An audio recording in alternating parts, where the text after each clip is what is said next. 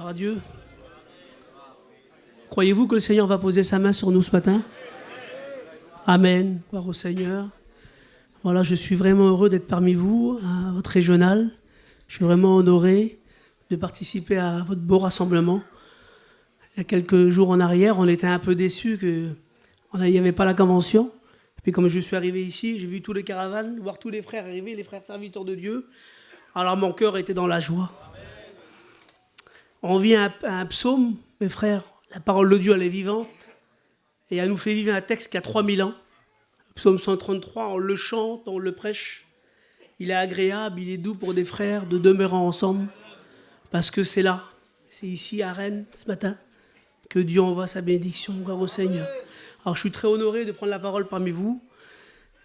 Je remercie Nicodème et son équipe de m'avoir donné la place. Il y a beaucoup d'anciens parmi nous. Gloire au Seigneur, je suis un jeune serviteur de Dieu.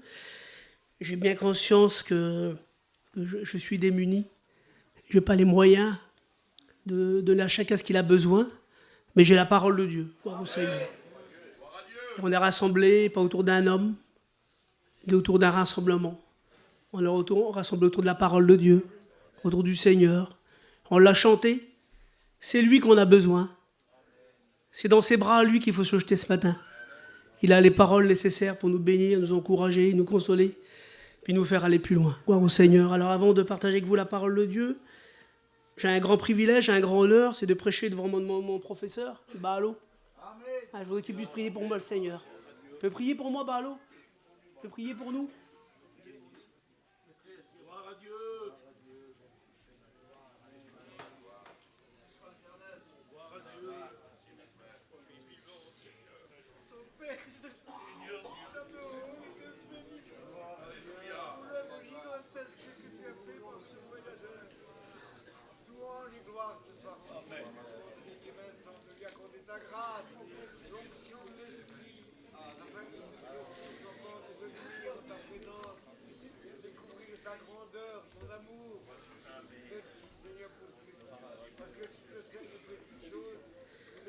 Amen.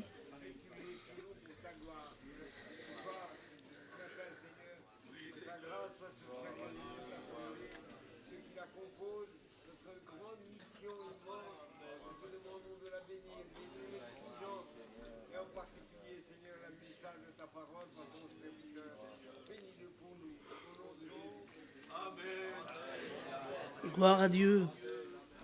Gloire à Dieu. J'aimerais lire pour vous 2 textes dans la parole de Dieu. Le premier dans le premier chapitre de Paul aux Éphésiens, à partir du verset 16.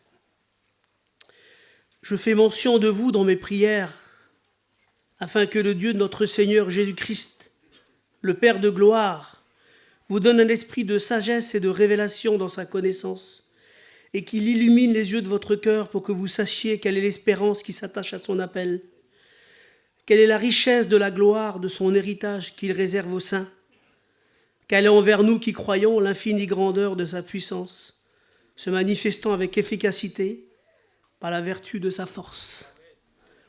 Je lis un autre court texte dans le livre de l'Ecclésiaste, au chapitre 8 et au verset 16. Lorsque j'ai appliqué mon cœur à connaître la sagesse et à considérer les choses qui se passent sur la terre, le verset 17, j'ai vu toute l'œuvre de Dieu. J'aimerais vous parler de l'Église ce matin, de l'œuvre de Dieu. L'œuvre de Dieu que Dieu a fait parmi nous, notre peuple. L'œuvre que Dieu a fait dans ce monde, devant les hommes. L'Église du Seigneur. Alors il y a un livre que j'aime beaucoup, que je lis beaucoup. C'est le livre des Actes des Apôtres. C'est un peu un manuel de l'Église. Et c'est un livre qui m'a toujours béni et encouragé parce que je vois l'Église. C'est à peu près une photographie des 30 premières années d'Église, un reportage des 30 premières années de l'Église. Il y a la naissance de l'Église. Ça commence avec quelques apôtres, quelques chrétiens, un peu craintifs. C'est en 120 dans la chambre haute. Et puis ça termine au chapitre 28 des Actes des Apôtres, avec des églises qui sont disséminées dans le monde antique, avec des serviteurs de Dieu, avec le message de l'Évangile qui a gagné des nations différentes, qui a sauvé des âmes un peu partout, des serviteurs de Dieu qui prêchent l'Évangile, une église qui a grandi, qui s'est accrue par l'Esprit du Seigneur, Et il y a une idée qui revient 6 fois dans le livre des Actes des Apôtres. C'est l'idée principale un peu du texte, il y en a plusieurs, mais une d'entre elles, c'est que l'Église croissait, l'Église grandissait, et l'Église grandit. C'est ce que je voudrais vous dire ce matin. L'Église, l'œuvre du Seigneur, elle grandit, l'œuvre du Seigneur. Gloire à Dieu.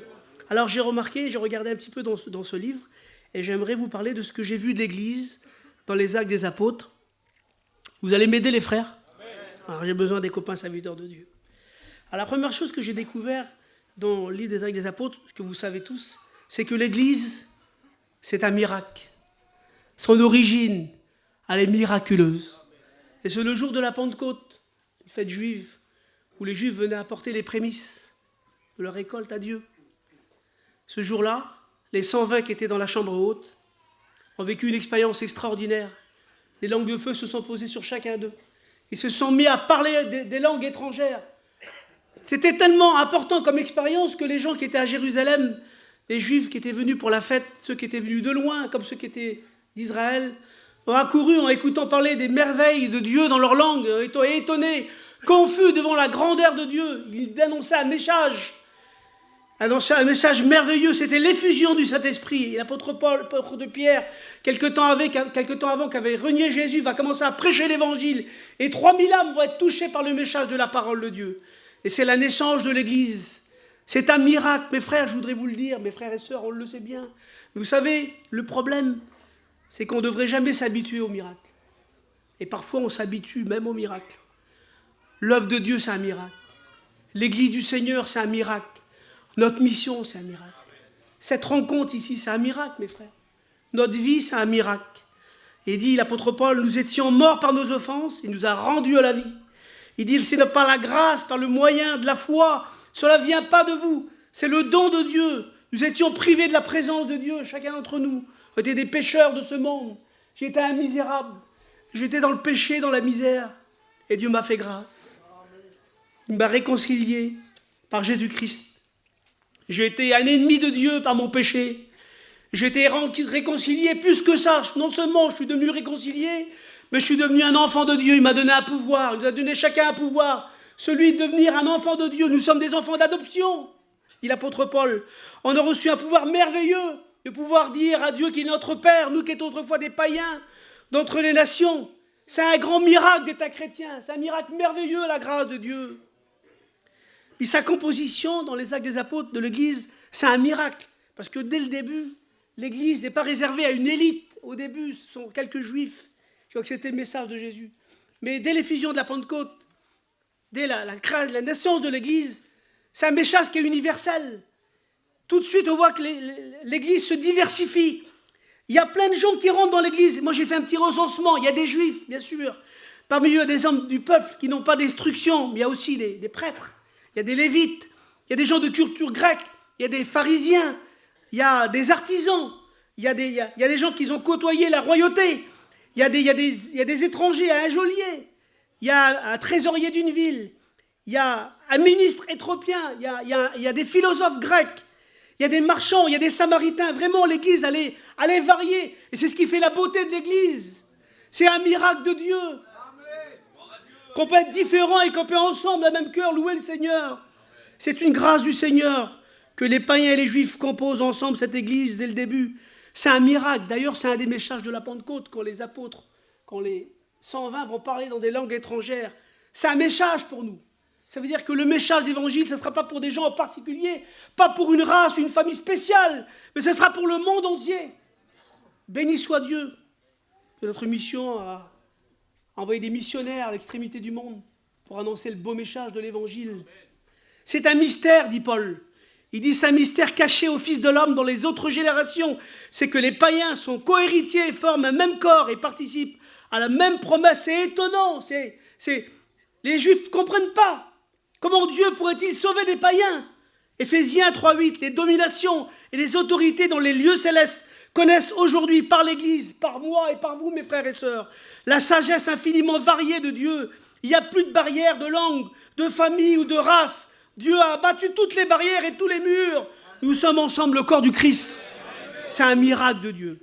C'est la perle de grand prix. Jésus parle de la perle de grand prix. qu'un marchand de perles a trouvé. Il a tout vendu pour acquérir cette perle. Ben, l'église, c'est une perle. Elle est précieuse, elle est inimitable. Et pourquoi elle est précieuse et inimitable? Parce qu'une perle, on le sait tous, c'est le résultat de plusieurs couches de nacre qui ont été pleurées par un coquillage sur une pierre. Et la pierre, le rocher, c'est le Christ. Et chacun d'entre nous, ben, on est bâti sur le Christ. Et toutes des générations, au fur et à mesure, eh bien, ils enrichissent cette perle-là. Ils la rendent belle, elle a un éclat particulier. Elle est inimitable, c'est l'église du Seigneur. Et Jésus lui-même s'est donné. Il s'est donné lui-même pour l'acquérir. Cette église, béni soit le Seigneur, il s'est livré lui-même, dit l'apôtre Paul aux Éphésiens. L'église, elle est née du miracle, elle est composée du miracle, et elle est accompagnée du miracle, béni soit le Seigneur. Jusqu'au dernier chapitre, du premier au dernier chapitre des Actes des Apôtres, le miracle accompagne les disciples, comme il nous accompagne le miracle du Seigneur. Le miracle est avec nous, il y a des guérisons, il y a des délivrances, il y a des résurrections, il y a 16 fois la mention de miracle. L'Église ne compte pas sur ses moyens. On est diminué, mes frères, on est pauvres, on est misérables, mais avec lui nous sommes riches, nous sommes puissants. Et le miracle de Dieu nous accompagne. Et le Seigneur ajoutait chaque jour ceux qui étaient sauvés. Les apôtres, ils faisaient de leur mieux, comme je fais de mon mieux ce matin, vraiment. Mais je sais bien que je suis incapable, et les apôtres aussi. C'était le Seigneur qui a ajouté ceux qui étaient sauvés. Et l'Église, c'est la première chose que j'ai remarquée dans les Actes des Apôtres, c'est que l'Église, c'est un miracle. Nous sommes des miracles. Je suis un miracle. Tu es un miracle, mon frère, ma sœur. Le diable veut me faire croire que ce n'est pas vrai, mais nous sommes des miracles de Dieu. Nous sommes accompagnés du miracle. Et notre composition, notre mission, c'est un miracle de Dieu, je voudrais vous le dire aussi, mes frères et sœurs. Et puis la deuxième chose que j'ai remarquée de cette église, c'est une église qui est remplie de l'Esprit. On l'a appelé ce livre les Actes du Saint-Esprit. Il est marqué 56 fois le mot Saint-Esprit, quasiment 2 fois par chapitre. Et du premier chapitre jusqu'au dernier chapitre, il est fait mention à chaque fois du Saint-Esprit. Jésus l'avait promis aux disciples. Il avait dit qu'il leur enverrait le consolateur, un paraclète, celui qui se tiendrait à côté d'eux, celui qui se tiendrait à leur côté, celui qui leur renseignerait tout ce qu'il leur avait dit. Et le Saint-Esprit joue un rôle de tuteur dans l'Église. Il l'aide à pousser droit, on pourrait dire, à marcher comme il faut. Il l'enseigne. Il nous révèle, le Saint-Esprit, toutes les richesses de Dieu au fur et à mesure de notre maturité spirituelle. C'est ce que Paul dit aux Corinthiens au chapitre 8 et verset 9, des choses que l'œil n'a pas vues, que l'oreille n'a pas entendues, qui ne sont pas montées au cœur des hommes, mais des choses que Dieu a préparées pour ceux qui l'aiment et qui nous sont révélées par le Saint-Esprit. 1 Corinthiens chapitre 2, verset 12, nous avons reçu l'Esprit qui vient de Dieu afin que nous connaissions les choses que Dieu nous a données. Par sa grâce, l'Église elle est remplie du Saint-Esprit. Pas seulement de façon superficielle, l'Église est répandue sur les disciples, mais il dit aussi l'Église les remplit. Saint-Esprit pas juste dessus, mais surtout à l'intérieur de l'Église. Comme dans l'Ancien Testament, quand on offrait des gâteaux à Dieu, des pains à Dieu, on ne mettait pas de l'huile dessus. Quand on met juste de l'huile dessus, c'est superficiel et ça brûle. Mais l'huile était à l'intérieur. Et béni soit Dieu, l'Esprit de Dieu vit à l'intérieur de l'Église, pas seulement de façon superficielle ou spectaculaire, mais il conduit l'Église. Il nous aide dans notre faiblesse, dit l'apôtre Romain. Il nous conduit. Je vais vous le lire, c'est la parole de Dieu qui parle. Il nous révèle l'amour de Dieu, Romains 5,5. Il nous enseigne, Jean 15, 26. Il nous console, Jean 16, 12. Il nous aide dans nos faiblesses et intercède par des soupirs inexprimables, Romains 8, 26. Nous marchons par l'Esprit, dites Amen mes frères et sœurs. Nous vivons par l'Esprit. Le Saint-Esprit nous conduit. Nous prions par l'Esprit. Le Saint-Esprit nous fortifie. Le Saint-Esprit nous transforme. Il nous sanctifie. Il nous scelle. Il nous anime d'un amour. Nous sommes le temple du Saint-Esprit. Béni soit le Seigneur pour l'Église, qui est le temple du Saint-Esprit. Et dans l'Église, il distribue les dons spirituels. Le Saint-Esprit est répandu. Le Saint-Esprit met à part des hommes, conduit des hommes. Béni soit le Seigneur pour l'œuvre du Saint-Esprit parmi nous. Acte 15, c'est le concile de Jérusalem. Une question se lève. Comment enseigner les païens qui viennent à la grâce? Comment faire? Et les apôtres se réunissent, ils parlent ensemble. Et animé du Seigneur, Jacques prend la parole et il dit, ça m'a touché ce mot, cette expression. Il dit, il a paru bon au Saint-Esprit et à nous. Ah, ils se mettent derrière le Saint-Esprit. C'est cet esprit qui passe avant. Il a paru bon au Saint-Esprit et à nous. Cet esprit conduit l'Église. C'est lui qui conduit les serviteurs de Dieu. C'est le prophète Zacharie qui a dit cette parole. Ce n'est pas par la force et ce n'est pas par la puissance, mais c'est par mon esprit. Mes frères et sœurs, l'Église, ce n'est pas un musée où rien ne bouge. L'Église, elle est vivante par le Saint-Esprit. Elle est animée par le Saint-Esprit. L'Esprit pousse les croyants à vivre le psaume 133, la communion du Seigneur. Hein, et comparer la communion à cette huile précieuse qui descend sur la tête du prêtre, du grand prêtre. Nous vivons ça par le Saint-Esprit. Et puis la troisième chose que j'ai trouvée de merveilleux dans cette Église, il y en a beaucoup, c'est la communion fraternelle. La Bible dit qu'ils étaient chaque jour ensemble. Ils étaient qu'un seul cœur et qu'une seule âme. C'est une Église qui est diversifiée mais qui est unie. On peut être différent et être ensemble. Tous les membres du corps, dit Paul, malgré leur nombre, ne forment qu'un seul corps. Moi, j'avais dit ça une fois, une petite histoire. Hein, on s'en va au bout du monde, à 5000 km, et tout d'un coup, on est dans un pays étranger, il n'y a pas de Français autour de nous, on trouve un Français. Ah, on a des points communs, on a une culture, on a une langue, c'est proche de nous. Mais ce Français-là, ça tombe bien, il habite à Rennes. Du coup, là, c'est plus que ça. Hein. On est vraiment content de le retrouver, vous avez bien compris, on a beaucoup plus de liens ensemble. Mais c'est plus qu'un Rennais, c'est un voyageur. Là, c'est plus important, là. Là, vous ne lâchez plus du tout. Hein. Ah oui. C'est un voyageur, mais c'est plus que ça. C'est plus que votre cousin. C'est pas votre cousin seulement, c'est plus que ça. C'est votre frère. Vous êtes au bout du monde là-bas, vous trouvez votre frère. C'était pas prévu, vous voyez votre frère. Comment vous êtes content, comment vous êtes lié avec ça? Mais à plus près que votre frère, il y a vos enfants. Vos enfants, c'est votre sang. Hein? Un étranger, là-bas, au bout du monde, vous ne le connaissez pas, vous trouvez un Français, ça vous touche. Vous trouvez un Rennais, ça vous touche plus. C'est un voyageur, c'est comme si vous l'embrassez. Mais tout d'un coup, c'est votre famille, c'est plus que votre famille, c'est votre frère. Vous êtes vraiment, c'est proche. Il y a plus proche que ça, c'est vos enfants. Il y a plus proche que ça de moi. Il y a les membres de mon corps, parce qu'il n'y a pas plus proche de ma main que de mon autre main. Eh bien, Paul, il dit, excusez-moi, on n'est pas des frères, on n'est pas des cousins, on n'est pas des voisins, on est les membres d'un corps. On est proches les uns des autres, ça veut dire. On a besoin les uns des autres. Et Paul explique ça. Il dit, tous les membres ont besoin les autres. Et moi, j'avais inventé une petite histoire pour mes petits. Je lui ai dit, si un jour ma main a refusé de laver mon visage, a décidé ma main, elle disait, moi aujourd'hui, je ne veux pas laver le visage, je fais grève. Alors mes yeux diraient, ben moi, je regarde pas. Voilà. Et mon nez dirait, ben moi, puisque tu ne regardes pas, moi je vais me cogner. Du coup, moi je respire pas. Alors du coup, ben moi je meurs. Mais béni soit Dieu, c'est pas ma main, c'est pas mon nez qui dirige mon corps, c'est ma tête. Et ce qui dirige l'Église, c'est pas la main, le nez, c'est la tête, c'est le Christ qui dirige l'Église. On a un corps ensemble, on est ensemble dans la communion, on est un corps ensemble, on a besoin de comprendre ça, qu'on a besoin les uns des autres. Et dans ce texte des Actes des Apôtres, ce que je trouve intéressant, c'est qu'ils sont parfois pas d'accord. Parce qu'on est différents, on a parfois des points de vue différents. C'est normal d'être pas d'accord.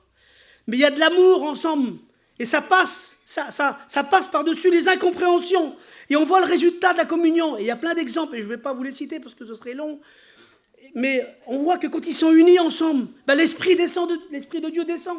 Quand ils sont unis ensemble, les gens sortent de prison. Quand ils sont unis ensemble, il y a des miracles, il y a des prodiges. Des hommes sont mis à part et envoyés dans des œuvres particulières. Et il y a des scènes d'amour fraternel qui sont touchantes. Et moi, ça me touche terrible, parce que je suis émotif. Mais à un moment donné, Paul se rend à Jérusalem et il va dire au revoir aux Éphésiens. Il arrête et il veut leur dire au revoir parce qu'il sait qu'il ne le reverra plus. C'est dans Acte 20. Et la Bible dit qu'ils sont venus le voir sur le bord de la plage et tous sont là. Et il leur dit, je vais plus vous revoir parce que je m'en vais à Jérusalem et je sais que ça va mal se passer pour moi. Et la Bible dit que tous fondirent en larmes et ils l'embrassèrent. Et moi, ça me touche. Je vois qu'il y a de l'amour. C'était leur grand apôtre, c'était un enseignant parmi les enseignants. C'était leur père spirituel, c'était un homme merveilleux. Mais il n'y avait pas d'intérêt seulement entre eux. Il y avait de l'amour, il y avait de la communion fraternelle et on a besoin de vivre ça dans l'Église. Jésus a dit qu'on nous reconnaîtrait, non pas parce qu'on prêche bien, qu'on chante bien, ou qu'on a une belle organisation, ils nous reconnaîtront les gens. Pourquoi? Parce qu'on a de l'amour. Les uns pour les autres, on a besoin de vivre cet amour. Béni soit le Seigneur. Et l'Église des apôtres, notre Église, le vit, béni soit Dieu. Il est dit, on l'a dit ensemble hier, Acte 28. Paul, en voyant ses frères, reprit courage après un temps de captivité en Israël, après avoir fait naufrage. Après beaucoup d'incertitudes, il arrive à Rome. C'est pas ce qui va lui arriver, l'apôtre Paul. Et puis il voit les frères.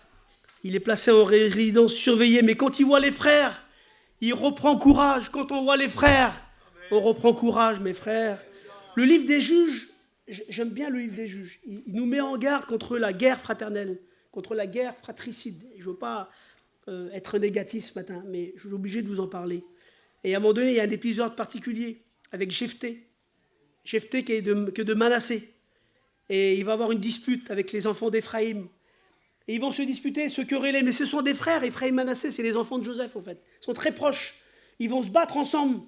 Ils vont battre ensemble, mais il y a un épisode où les gens d'Éphraïm vont se sauver, vont fuir. Et quand ils vont fuir, ils doivent traverser le Jourdain pour regagner chez eux. Et puis les gens de Manassé ne veulent pas les laisser passer, ils veulent les tuer. Mais ce sont leurs frères. Mais comment les reconnaître? Parce que ce sont des orientaux, ils sont un peu comme moi, frisés et puis un peu bronzés. Et comment faire pour les trouver? Comment faire?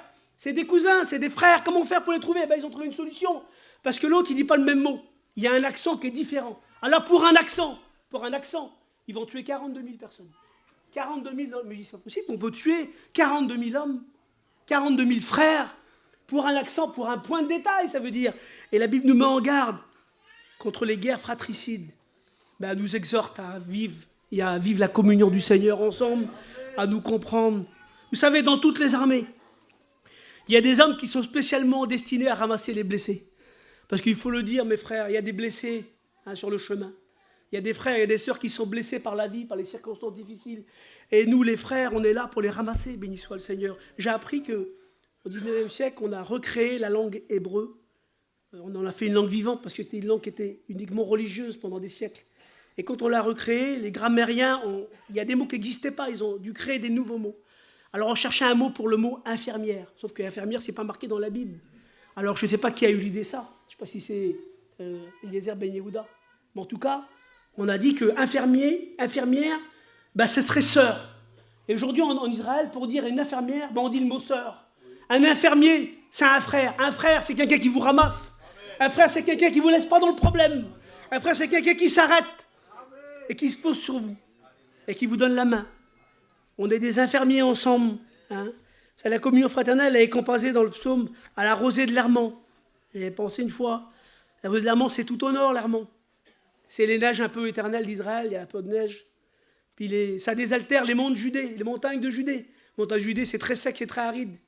Qu'est-ce que ça veut dire? Ça veut dire les rosées, les petites gouttes d'eau, les toutes petites gouttes d'eau là. Quand ils sont unis ensemble et qu'ils sont poussés par un vent, eh bien, on voit les déserts désaltérés, les endroits les plus secs, les endroits où il n'y a pas d'eau. Nous, les chrétiens, ensemble, quand on a de l'amour et qu'on est unis ensemble, on peut aller désaltérer ceux qui sont secs, ceux qui sont loin, ceux qui ont besoin d'être désaltérés par la présence du Seigneur. Puis ça parle de l'huile, la communion. L'huile qui apaise les maux, les souffrances et qui est bonne pour la vue. Et vous savez, j'ai visité une fabrique d'huile d'olive. Peut-être certains en ont fait aussi. J'ai remarqué quelque chose. Une fabrique ancestrale, à l'ancienne, quoi. J'ai remarqué qu'il y avait un bruit. J'ai écouté, j'ai remarqué qu'il y avait le craquement des olives. Et je me suis dit, dans mon fort intérieur, on n'écoute plus beaucoup de craquement maintenant. Parce que l'onction de Dieu, ça nécessite du brisement, mes frères. Et on a besoin de le vivre plus que jamais. D'être des hommes et des femmes brisés. C'est à cette condition-là que quand l'Église elle est brisée, qu'il n'y a plus rien du tout là, qu'elle donne de l'huile. Et pour qu'on ait cette huile, symbole de la communion fraternelle, on a besoin de se briser un petit peu là. De briser, excusez-moi du mot, je ne veux pas vous juger. Je vous respecte beaucoup, mes frères et sœurs. Je voudrais vous aider avec la parole de Dieu. On a besoin de briser notre orgueil, de briser tout ce qu'on est, notre caractère, notre carapace là, pour que Dieu puisse nous bénir ensemble.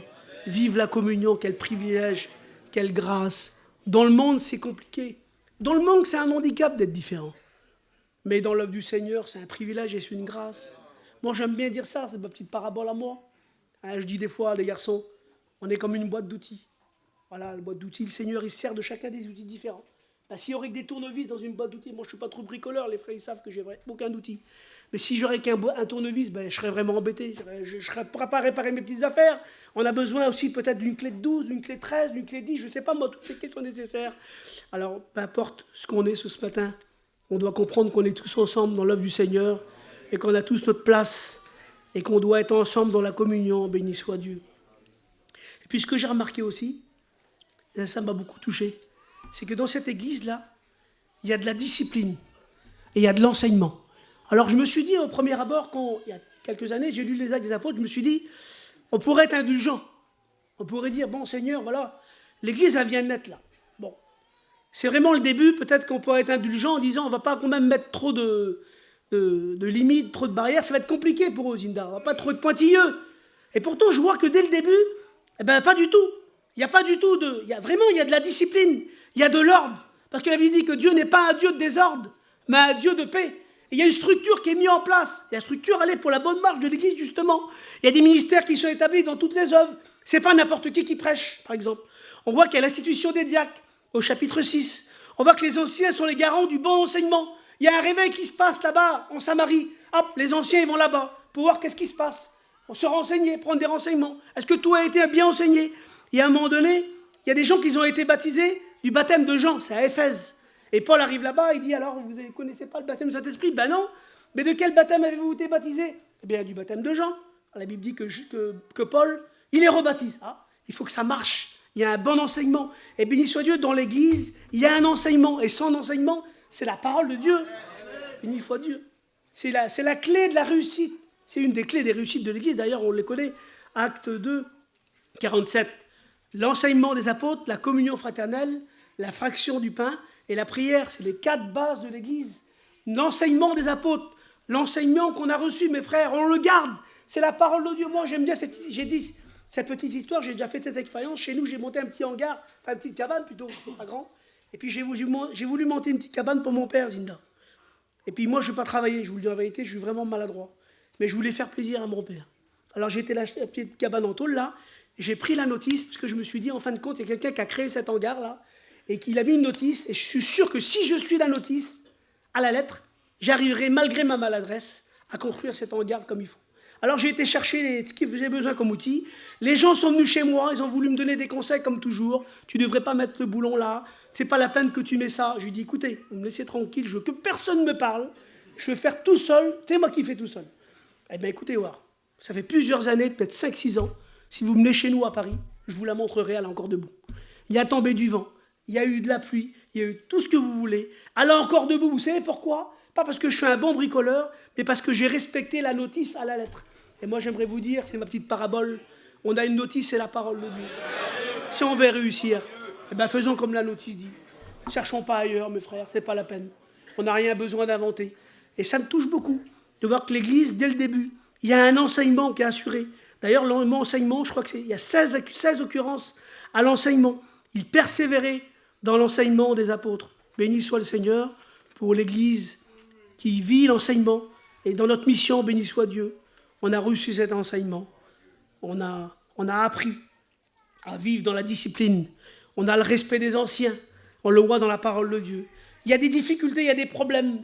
Ils ne font pas comme s'il n'y a rien. Ils ne font pas la politique de l'autruche. Quand il y a une difficulté, ben ils se réunissent, mes frères. Pas toujours d'accord, c'est pas toujours facile. Mais quand il y a un problème, eh ben on s'assoit. Et puis on discute ensemble avec la parole de Dieu.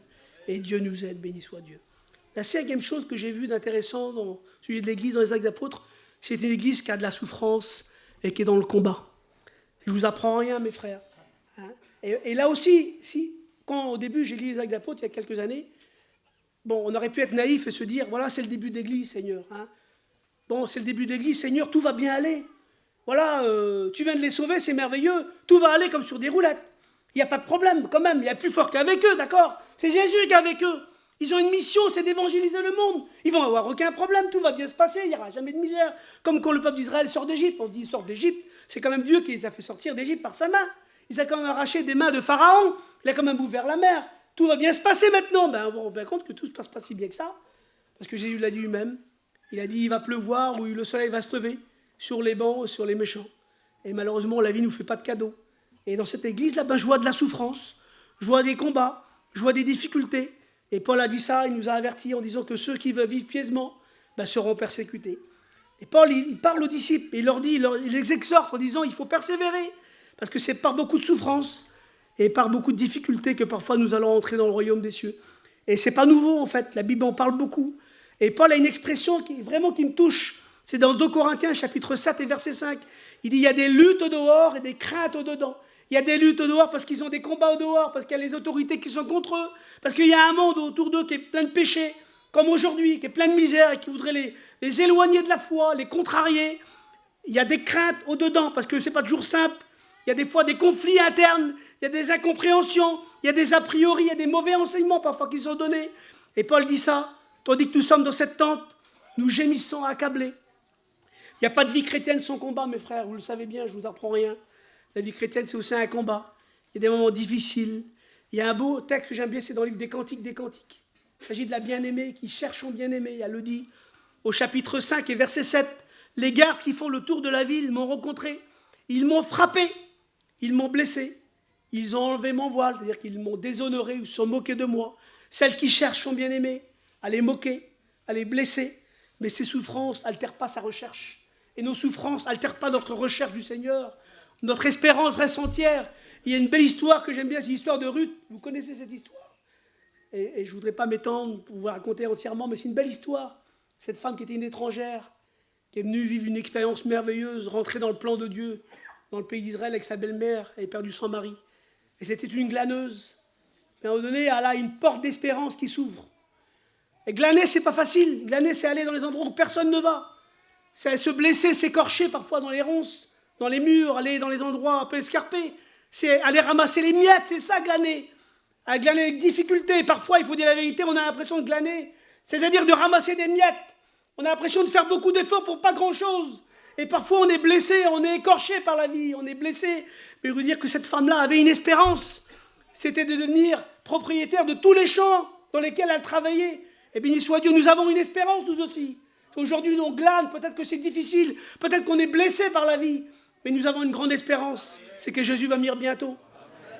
Et que nous allons posséder, nous serons héritiers, co-héritiers avec Christ, dit la parole de Dieu. Nous serons avec le Seigneur. Quelle grâce, quel beau jour. Paul dit, nous travaillons et nous combattons parce que nous mettons notre espérance dans le Dieu vivant. Les frères et sœurs, je sais que ce n'est pas facile. Chacun d'entre nous a des lots de problèmes, de difficultés. Mais on doit persévérer. Parce que le Seigneur vient bientôt nous chercher. Béni soit le Seigneur. La sixième chose que je vois dans cette église, c'est que c'est une église dans l'attente. C'est une église qui sait attendre. Et ça commence comme ça, avec les Apôtres, chapitre 1, verset 4, il dit « Jésus leur recommanda de ne pas s'éloigner, mais d'attendre. » L'église sait attendre la bénédiction. Mes frères, sachons attendre le temps de Dieu, la bénédiction de Dieu. Et j'aime bien ce texte, il dit « Les disciples qui attendaient justement l'effusion de cet esprit montèrent dans la chambre haute où ils se tenaient d'ordinaire. » Ah, ça me touche, c'est le mot « ordinaire ». Ils n'ont pas cherché un endroit spécial. Ils ne sont pas dit, bah là, vous savez ce qu'on va faire, on va aller au bord du lac de Galilée parce que c'est très paisible. Le Seigneur va nous bénir ici. Non. Ils ne sont pas dit, allons au Mont Hermon, il y a de la neige, c'est extraordinaire, le paysage est formidable, on va être bénis là. Non. Ils n'ont pas dit, allons au sud, là-bas, dans le Negev, dans le désert. C'est impressionnant, c'est beau, on va être bénis, c'est plus spirituel. Non, non. Ils ont été dans l'endroit où ils avaient l'habitude. C'était des gens ordinaires. Mes frères, on est des gens qui savent attendre parce qu'on est des hommes ordinaires. On n'a pas besoin d'être des hommes extraordinaires. C'est lui qui est extraordinaire. Cherchons pas, excusez-moi, ils n'ont pas cherché de mettre d'ambiance, de choses spéciales, d'apporter de nouvelles doctrines ou de choses particulières. Non, non, non. Ils n'ont rien fait de spécial, pas de méthode spéciale. Ils ont été à l'endroit qu'ils avaient l'habitude. Jésus leur a dit d'attendre. Eh ben, dit Seigneur, on va attendre. Ben, attendons mes frères. Attends ma soeur, attends mon frère. Sois sage. Et sache attendre. C'est le Seigneur qui bénit. Pas la peine de provoquer les choses. C'est un jour, Jean-Baptiste qui a dit cette question. Il était perplexe. Il s'est interrogé, Zinda. Il a fait dire à Jésus, devant nous, on attend un autre. Parce que l'attente était troublée. Il se posait des questions. Et le prophète répond à Habakkuk. Il dit, si elle tarde, la promesse, attends-la. Est-ce que je voudrais vous dire ce matin, attendons la promesse de Dieu. Le Seigneur accomplira ce qu'il a décidé. Il y a un homme qui n'a pas attendu. Il s'appelait Abraham, vous le connaissez. Abraham avait une promesse de Dieu. Mais il a précipité un petit peu les événements. En épousant comme concubine Agar, et ça a créé des gros soucis dans son foyer, avec la naissance d'Ismaël. Eh bien, sachons attendre. Parce que l'attente, parfois, c'est un moment où Dieu nous prépare pour le servir, béni soit le Seigneur. C'est Paul qui a dit ça aux Philippiens. J'ai appris à être content dans l'état où je me trouve. Apprenons à être content dans l'état où nous nous trouvons. C'est lui qui décide, béni soit le Seigneur. J'aime bien cette histoire, cet épisode où les fils des prophètes, ils sont avec le prophète Élisée. Le prophète Élisée, il fait une soupe. C'est des étudiants, en fait. Hein, les étudiants, ça mange plein. Hein. Il fait une soupe et seulement il y en a un ou deux étudiants qui ne trouvent pas leur compte. Ils pensent que la soupe n'est pas assez épaisse. Alors ils ont vraiment une mauvaise idée. Ils vont aller dans les environs, ramasser des légumes, ce qu'ils pensent être des légumes comestibles. Mais en fait, c'est du poison. Ben, Dieu nous invite, il nous exhorte à faire attention et à nous satisfaire de ce que Dieu nous donne. Et pas aller chercher autour de nous à rajouter du poison sous prétexte d'épaissir un petit peu l'ambiance ou les choses. On n'a rien besoin de rajouter. On a juste besoin d'attendre. Et cette église, elle me touche. parce qu'elle sait attendre. Je sais que ce n'est pas facile pour certains d'entre nous, qui attendent pour leur foyer, pour leurs compagnons, pour leur famille, une bénédiction particulière. Mais le texte dit ça, c'est Job qui a dit ça. Ta cause est devant lui. Attends-la. Attendons le Seigneur. Béni soit le Seigneur. Et puis ils savent attendre pas seulement la bénédiction, ils savent attendre aussi le retour de Jésus. Parce que l'Église, elle attend le retour de Jésus. C'est marqué dans Hébreux 9, 28. Il apparaîtra à ceux qui l'attendent pour leur salut. C'est la promesse de Jésus, nous l'a dit, c'est lui qui l'a dit. Il a dit, je reviendrai, je vous prendrai avec moi. Et les disciples, un peu craintifs, au chapitre 1er, verset 6, je les vois un peu inquiets. Ils disent, Seigneur, mais est-ce en ce temps? Quand est-ce que tu vas venir, Seigneur? Est-ce que c'est vrai maintenant? Ils attendaient vraiment le retour imminent de Jésus. Et Jésus leur dit, ne vous arrêtez pas, l'ange leur dit, ne vous arrêtez pas à regarder au ciel. Ce Jésus que vous avez vu partir reviendra de la même manière. Le Seigneur nous dit de ne pas nous arrêter, mais de continuer à marcher en attendant le Seigneur. Le Cantique des Cantiques dit ça. Chapitre 2, verset 8. C'est la voix de mon bien-aimé qui vient. Il saute sur les montagnes et il bondit sur tes collines. Et il est comme une gazelle qui vient. Et en fait, des gens ont commenté ce texte en disant qu'il s'agit du Messie qui vient. Et comme dans le désert, les montagnes, les collines, en fait, le désert, c'est pas plat, en fait. À un moment donné, on voit bondir une gazelle d'une colline, puis d'un coup, on la voit plus. On dit, c'est fini, elle vient plus alors.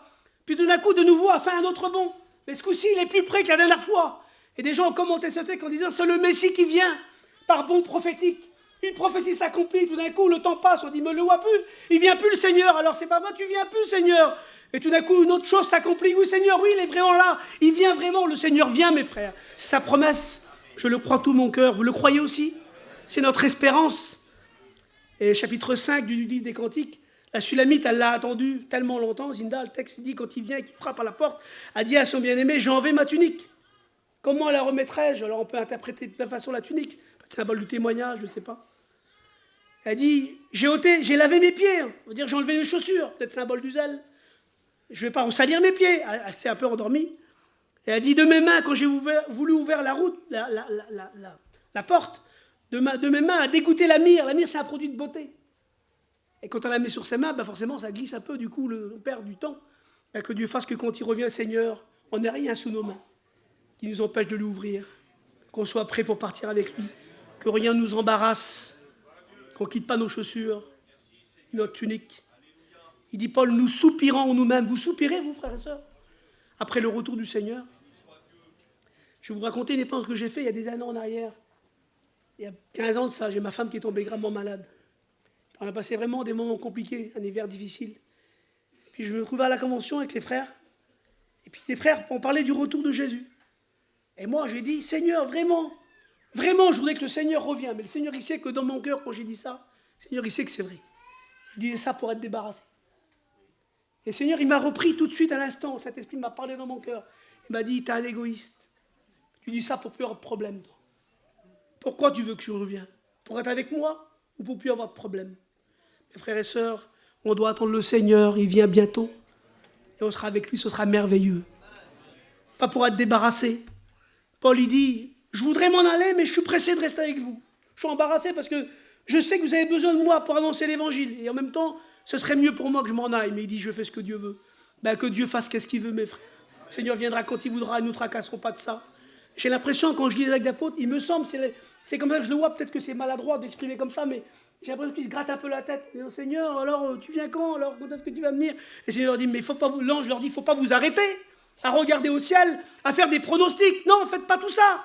Travaillez pour moi. Et faites confiance au Seigneur, sa promesse est vraie. Il va venir bientôt nous chercher. Et l'Esprit et l'épouse disent, viens. C'est que par le Saint-Esprit que l'Église a dit, viens. Oui, je viens bientôt. C'est comme ça que ça se termine, l'Apocalypse. Oui, je viens bientôt. C'est sa promesse à lui. Et il nous le dit à chacun d'entre nous. Il vient bientôt. Béni soit le Seigneur. Et je termine. En conclusion, j'ai trouvé une dernière chose.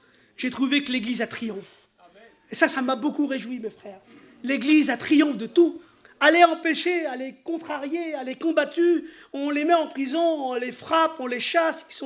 Ils sont éparpillés, ils sont dans la famine, ils sont dans le dénuement. Mais l'Église a grandi, l'Église a triomphe. Et je voudrais vous le dire, l'Église a triomphe toujours. On est des vainqueurs, mes frères, par Jésus-Christ. Nous sommes pressés, Paul dit, mais non réduits à l'extrémité. Nous sommes dans la détresse, mais non dans le désespoir. Nous sommes persécutés, mais non abandonnés. Nous sommes abattus, mais non perdus. Nous sommes regardés comme mourants, mais nous vivons. Nous sommes regardés comme attristés, mais nous sommes toujours joyeux. Nous sommes regardés comme n'ayant rien, mais nous possédons toutes choses.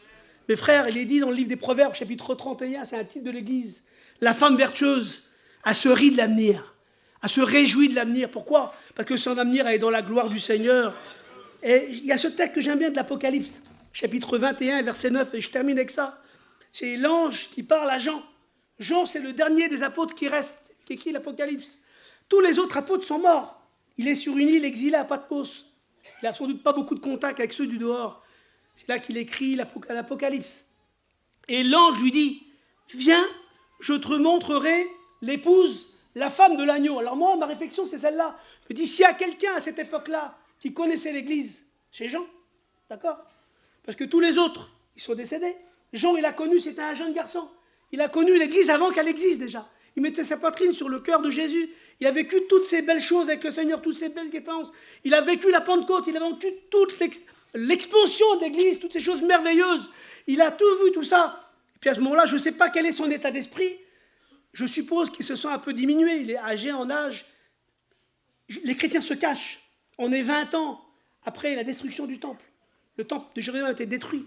Beaucoup de juifs messianiques pensaient que Jésus allait revenir pendant que le temple était encore là. Mais le temple a été détruit. Ça a dû vraiment mettre beaucoup de désespoir dans le cœur de certains. Ils sont persécutés, se cachent. Néron a fait du mal aux chrétiens. Ils sont vraiment dans le désarroi, dans la peine, dans la tristesse. Je ne sais pas quel est son état d'esprit, mais je suppose qu'il doit se sentir pauvre. Et à un moment donné, l'ange lui dit ça, viens, je vais te montrer l'église. Est-ce qu'il y avait quelque chose que Jean n'avait pas vu d'église? Et il descend la nouvelle Jérusalem. Et il voit des portes merveilleuses, des portes qui sont des perles. Il voit une muraille qui est immense, qui est imprenable. Il voit qu'elle est remplie d'or, de richesses. Il veut lui montrer quelque chose de l'église qu'il n'a pas vu. Parce qu'il est tellement dans les problèmes, dans les difficultés, peut-être dans la crainte, qu'il ne voit pas tout ça. Mes frères, je voudrais vous le dire, il y a des gens qui broient du noir. Et qui voient que des problèmes, que des difficultés. Et je voudrais, comme Paul, que Dieu ouvre les yeux de notre cœur. Qu'il illumine nos yeux de nos cœurs. Et qu'il nous montre l'héritage qui s'attache à son appel. Qui nous montre la richesse que Dieu déploie pour nous. Le miracle que Dieu a avec nous. Et je voudrais m'adresser, je le dis, je ne veux pas être maladroit ni risémel, excusez-moi les frères, mais je l'ai dans mon cœur. Notre mission, mes frères, c'est la plus belle chose du monde. Notre mission, on a besoin de les voir avec les yeux de Dieu. On n'a pas le droit de broyer du noir. Le Seigneur voudrait nous la montrer telle que lui la voit. Et c'est comme ça qu'il la voit, le Seigneur, notre mission, notre Église. Il voit une mission du miracle. Il voit une mission de la diversité. Il voit une mission qui est conduite par le Saint-Esprit. Il voit une mission qui est enseignée par la parole de Dieu. Il voit une mission qui a des problèmes, qui a des combats. Mais il voit une mission qui combat et qui triomphe et qui grandit avec l'œuvre du Seigneur. Voilà ce que je voulais vous dire de la part du Seigneur, tout simplement. Qu'il illumine les yeux de nos cœurs, que vous sachiez quel est l'héritage qui s'attache à son appel. Je termine, peut-être je vous dire une histoire drôle, excusez-moi, je ne vais pas vous faire sourire. Mais c'est Ézéchiel qui raconte souvent cette histoire. Il dit qu'un jour, on a fait une course de grenouilles. Ils se sont tous mis sur la ligne de départ. Et puis on a inventé un petit parcours, il fallait qu'ils montent sur des murs, grimpent sur des rochers, etc. Et puis elles se sont tous préparées, puis on a donné le top départ, elles ont tous couru, puis beaucoup d'entre elles n'ont pas pu arriver jusqu'au bout, la plupart d'ailleurs ont arrêté, ont abandonné, n'ont pas pu gravir les obstacles qui étaient trop grands. Puis il y en a une qui est enfin arrivée, et qui a remporté le prix, c'était la seule qui avait franchi la ligne d'arrivée. Alors on l'a examinée, évidemment, c'est une histoire inventée par Ézéchiel. Alors on l'a examinée, on l'a cherchée, mais qu'est-ce qu'elle a cette grenouille? Pourquoi qu'elle a gagné? Qu'est-ce qu'elle a plus que les autres? Est-ce qu'elle est plus forte que les autres? Non, apparemment elle est pareille. Est-ce qu'elle mange plus que les autres? Non. Et on a cherché, on a fait des examens, on a fait des radios, on n'a rien trouvé. Elle est pareille que les autres, et on a vérifié. On a trouvé ce qu'elle a. Elle est sourde. Et on s'est rappelé que pendant la course, tous les gens qui étaient autour et qui avaient fait des paris, ils ont tous dit, les grenouilles n'y arriveront pas. Vous avez mis des trop gros obstacles. Elles n'arriveront pas, elles sont trop petites, elles sont trop maigres. C'est trop long, c'est trop grand, c'est trop dur. Et toutes les grenouilles avaient écouté toutes ces remarques. Et toute une à une avaient abandonné, étant découragées par tous les mauvais conseils. Et bien cette grenouille-là, elle avait réussi, vous savez pourquoi? Parce qu'elle était sourde. Eh bien que Dieu fasse de nous, pas des grenouilles, mais des gens qui sont sourds. Des gens qui sont sourds aux remarques et aux points noirs. Mais que Dieu illumine les yeux de notre cœur par le Saint-Esprit.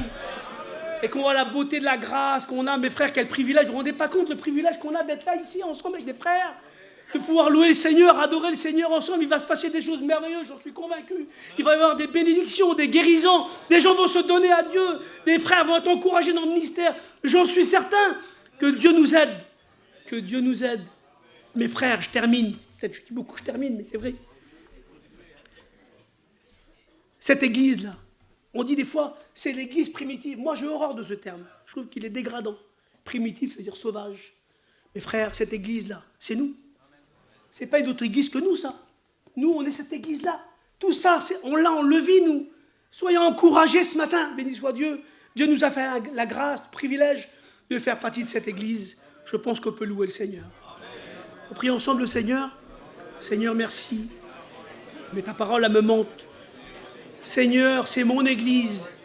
C'est nous, l'église, Seigneur. Merci parce que je suis un miracle.